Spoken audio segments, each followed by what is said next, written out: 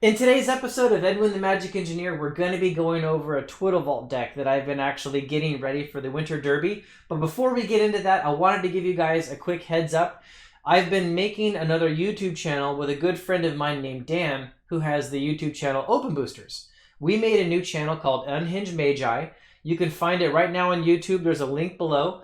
And not only are we making that channel together, and we're pumping out videos way faster than I ever did, but we actually have now a YouTube membership.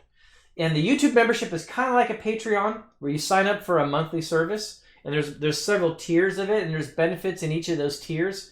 But some of those tiers are actually getting to actually play live stream games with both of us, and actually being some of the few people that actually get to see exclusive packs being opened.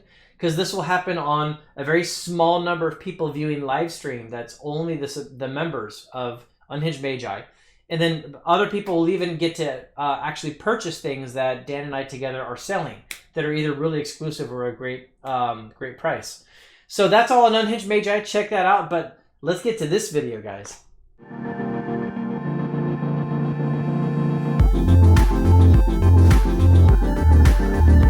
Welcome back, everybody. This is Edwin the Magic Engineer, and I got a good video for you guys today. I'm doing a deck tech, and I know I always get comments on deck techs. People seem to really like these, but I don't do them that often anymore.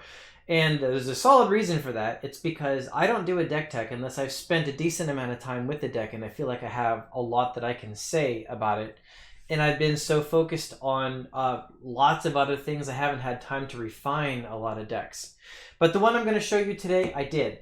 Now, the deck I'm going to show you today that you might have actually seen by the title, I actually spent a bunch of time refining this deck so I could play it in the Winter Derby that is actually still going on right now. But there was just too much else going on, you know, with like launching the new YouTube channel, with Unhinged Magi, and mother and father-in-law moving from Oregon over here to Orlando with us. So that's all been great stuff, and I just didn't have time to partake in the Derby. So I signed up, but I had to drop. It was really unfortunate. But this is the deck I was going to actually play, and I'm actually excited to show you guys this deck because I really think it's got potential to put up really good placements. So I'll start going through the deck, but before I do, I wanted to also give a shout out to a few specific people that I saw their versions of this deck, and all of them influenced me at least to some degree, and they've also they've done a lot of work with this style.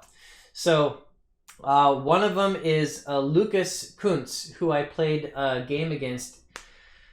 What tournament? It was probably a Northern Paladins tournament or something. Anyways, I played a game against him, and I was on one build, maybe Powerball or something like that, and he was playing a Twiddlevault version, but his Twiddlevault, unlike other versions I'd seen, actually incorporated stasis. And I really liked that thought. And I know other people have played with it, but I'd never played against someone that was doing that, and I got to see how that strategy worked out, and there was a lot of synergy there that I really liked. So I don't have no idea if Lucas was the first to do that, but I'm going to attribute that to him because that's where I first saw it. The other two is, I'd say, Danny Friedman and Savant Landgraf, because those two guys have both spent a bunch of time developing Twiddlevault, and there's definitely components inside of this that I have no idea who originally came up with, but they were the ones that I saw that had it first. And so I'll just reach back as old as I can into other people that have been doing these kinds of strategies, and those are the oldest two that are on this kind of tech that I know about. So we'll give them a bunch of credit for it. But my version, I haven't seen any of them that are doing exactly what my version is. It's a little different than... All these decks are pretty similar, but mine's a little different than theirs. So I'll just talk about mine as it is, but I wanted to give them that proper credit and shout out. So anyways, let's get to the actual deck. Okay guys, so here we go. So I've got the actual deck here, and I've got the sideboard here. Let's move the sideboard off to the side at the moment, and let's just focus on the deck. So first let's go over, what is the core components of a good Twiddlevault deck. You've got to have your time vaults. And I landed on the number of 3 time vaults in this deck. I definitely believe that could possibly go up to 4 in some builds. I think 2 is too few. because I've definitely found times where like this is the glue that makes the whole deck stick together. You really want to have one of these in play, and it doesn't quite work until you do. So based on that, you could make an argument for going to 4, but it seems like there's times where if I have 4, I draw more than I need when I'm actually playing it. And having 3 and a bit more difficulty of getting them, but then having to go fetch them when I need them doesn't quite honestly seem that bad. So of course, if you're going to do the time vaults, and this is a Twiddlevault deck, of course, you've got to have the 4 Twiddles. That's critical. There's just like no way around that. These are like gold. If I could have 6 Twiddles in the deck, I probably actually would, because these end up being so big once your strategy is going. But they're also really good. Like if you're trying to buy time, it's so amazing being able for somebody to cast a creature and then you twiddle it down, and then like you start like comboing out later, or maybe like you like drop a stasis that you guys probably know is going to be in here. You can lock something down with a twiddle, or like if you need to cast something and you need it to resolve, you can twiddle one of their blue mana if they only have like 2 blue showing, and that's solid also because they're either going to get that blue locked out, now they don't have it, or they waste a counter countering your twiddle, but now their blue's gone either way. So you can force that ability. So twiddle is just huge. So those are, of course, core pieces. Now, recall is like a huge thing that I wasn't doing in my stasis builds. And in my opinion, having 4 recall in the deck is kind of the thing that turns this, instead of being like a stasis build, it turns it into a Twiddlevault build. Because your main target that you're going to want to go get is the Twiddles with the recalls. Because once you kind of get the engine turned on, and you've got all the core components, you've got your gasoline, you've got your ignition, you've got your compression, you've got all the pieces needed to run an engine. Then you just need fuel to come in, and the Twiddles are basically the fuel, and the recalls is what gets them back so well. So the recalls are also huge for getting back like key cards that you really need to keep going. Like it's pretty often I might recall back like a counter spell if we're still in the middle of battling, or maybe I'll recall back a Time Twister so I can shuffle my Twiddles back into the deck with a good Time Twist or something. So yeah, the recalls are huge. Absolutely huge. You definitely 4 of them is the right number. So now in terms of like win condition, let's just discuss that right now. So the main win condition in my build, unlike some others, is actually Fireball. Now some people actually go with Brain Geyser being their main win condition, and you can definitely do that. What I've found about it, though, personally, is I wanted to make a build that I was okay with playing in many different tournaments. And when you're trying to go for a Brain Geyser win, you really got to keep solo playing and cycle up quite a bit more before you've got enough permanence in play to generate enough mana to have a lethal Brain Geyser to take someone down. But that's a lot easier to do with like a Fireball. And I also like the Fireball because, I mean, if you're in a really good battle for superiority of like what's on the board, there's a lot of times with 2 specific things. You can either remove creatures that they've got that you've got to get rid of, or there's even times if somebody on their side has been sacrificing an awful lot of life and they've been bringing their life total down in order to try to win control of the board, and you drop like even a 7-point Fireball on them and you put them down to like 4 points or 3 points or 2 points, you really change how they have to play. Now they can't tap those Cities of Brass, and now they can't just willingly give up like a little bit more damage here or there. Like it shoves them into a corner, and that's really good. So I've found the Fireball to definitely like earn its spot, in my opinion. Now, the Mirror Universe, the main thing I use this for is if I've been battling with people, my life is really often low, and a Mirror Universe serves 2 purposes. It gets me back in the game to where like I'm now not pressured like I was talking about they will be with like their life being low with a Fireball. It gets my life back up where I need it to be, but also it's very easy to set up a win if you can Mirror Universe them down to like 5 or 6 life, and then you can Fireball them easily with the mana that you've got. And you can close up a game much faster if you've got a Mirror Universe and a Fireball in your deck. And if you're on timed rounds, then that can actually be really important. In fact, if I was thinking about the Brain Geyser strategy, I would be less likely to play this build in a tournament that has timed rounds because it could just take so much time to get that Brain Geyser based win. Now, the Sylvans are really important, and notice I'm having them here while I'm talking about win conditions. The reason for that is because the Sylvans not only dig deep into your deck to let you see the cards that you need, which lets you have the key pieces to get that Twiddlevault engine kicked off. But the other thing is, if I'm eventually going to try to win with a Mirror Fireball, I can do that a lot easier if I've got Sylvans, because some formats might not even let you do mana burn. And if you can't mana burn, it's harder to tear your own life down. But with a Sylvan, you can't. So that life that you lose with a Sylvan actually helps enable you to get a Mirror and then a Fireball win, which is really fantastic. So very often is the case, the Sylvan sets up the Mirror, which sets up the Fireball. And also the Sylvan unto itself is feeding into the main strategy, which is just dig, try to like get cards. Now I'm going to set this aside for a sec because that's going to come back out when I start talking about draw. But let's talk about the battling cards here for a second. And the battling cards, what I mean is the cards that help you actually try to fight for superiority of the board. Now, of course, Chaos Orb is like a must include because it's an answer for like just nearly any permanent out there. It's really important. Anytime if I don't have it in an old school deck, I almost always regret it.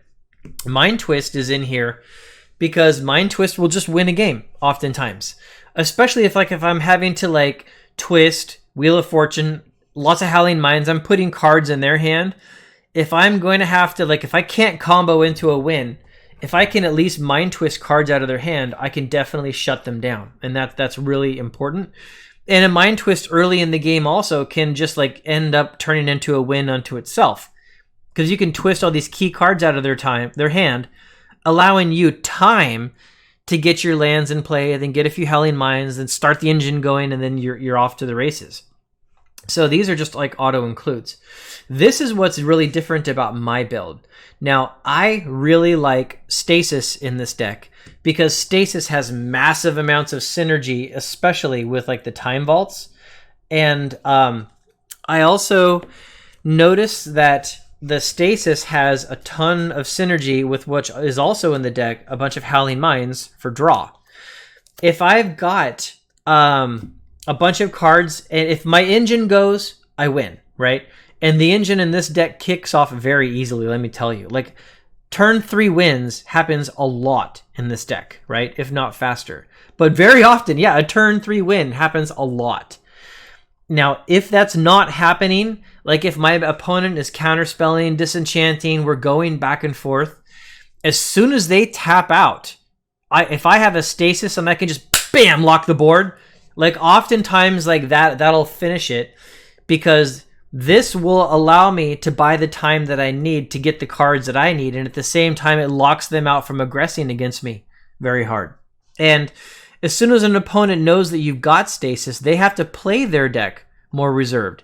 If they're playing their deck by not being aggressive and sitting back and doing like counter magic or trying to be like defensive about it, sometimes that's exactly what I want them to do, because that gives me more time to set up my mana base. And if you've got your mana base set up and then a decent amount of draw through like Howling Minds and Sylvans, you can like win on a dime with this deck. Like one bad move the other guy makes and then you just win. And Stasis actually allows that to actually happen. And I have ways of like getting the Stasis off the board when I need it, but yeah, I don't do the Hercules Recall Brain Geyser kind of thing. I actually opted for Stasis, and this is what Lucas, I was saying, was doing in his build, and I really, really liked that. So maybe I'll just move these down a bit. So also, I've got these cards for battling a bit. There's only 2 counters in the deck. There's a Mana Drain and a Counter Spell. And of course, I wish I could have multiple Mana Drains, but those are way too good. So only the one. But notice there's also this one Boomerang. And the Boomerang is in there because the Boomerang can work for me to actually like get a Stasis back in my hand, but it can also work against the opponent. Like if they've played something and I need to really trip them up, I can Boomerang something back into their hand. And let me tell you, oftentimes that Boomerang that puts something back in their hand It might be their Black Lotus. It might be one of their lands. It might be the creature they just cast. There's an awful lot of things that Boomerang can actually be, and actually like really pull me out of a tough spot. So notice there's not a lot of like battling answer kind of like cards in the deck. This is like about it. This is mainly a combo deck, but there's a few very specific answer type cards in the deck. Okay, so now let's roll forward to the draw part of the deck. And notice that the Sylvans come back in, because I consider them part of the draw game. Then there's 4 Howling Mines, and those are just fantastic for a reason I'll discuss again. And then we've got Wheel of Fortune, Demonic Tutor, Time Twister, Ancestral. I consider Time Walk part of draw, because it nets 1, and you also have a chance to untap and go for it again. So it ends up turning into cards in your hand. Brain Geyser and Regrowth. All of these I consider kind of part of the draw game. Regrowth is because you'll go get cards back out of your graveyard.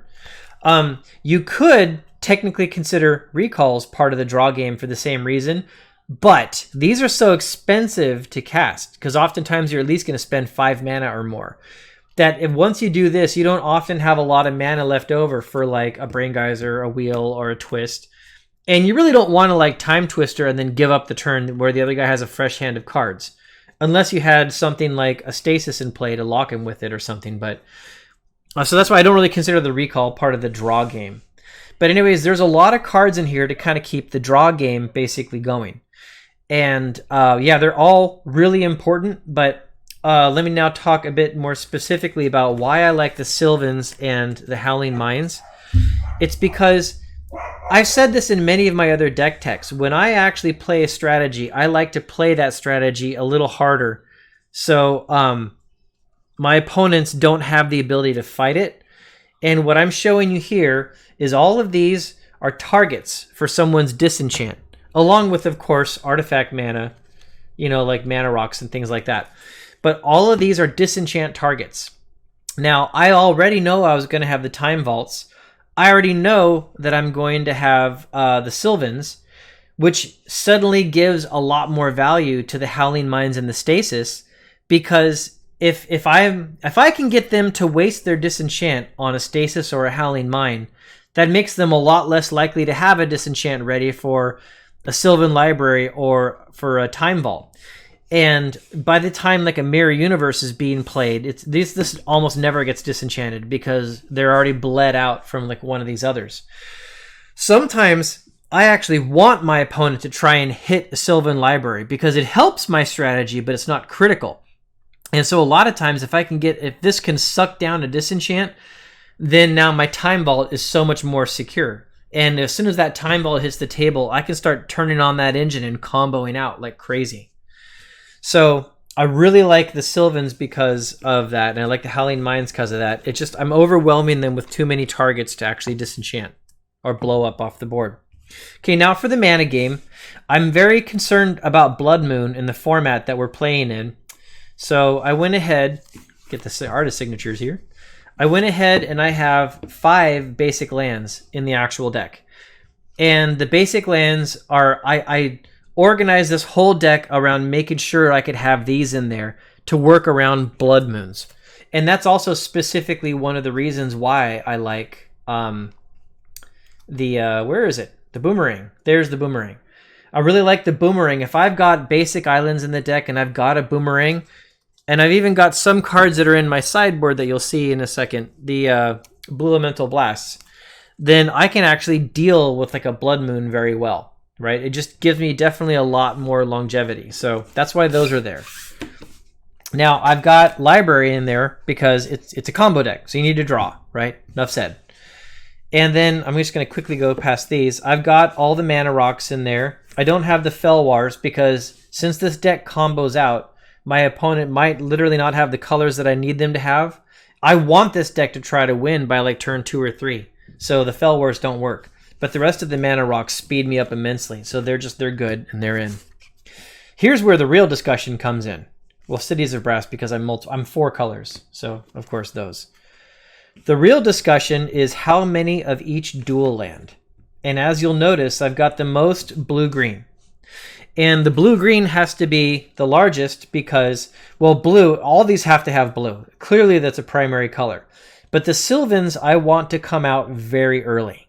And since it's so critical that these get out early, I believe that the tropical islands are the most important ones.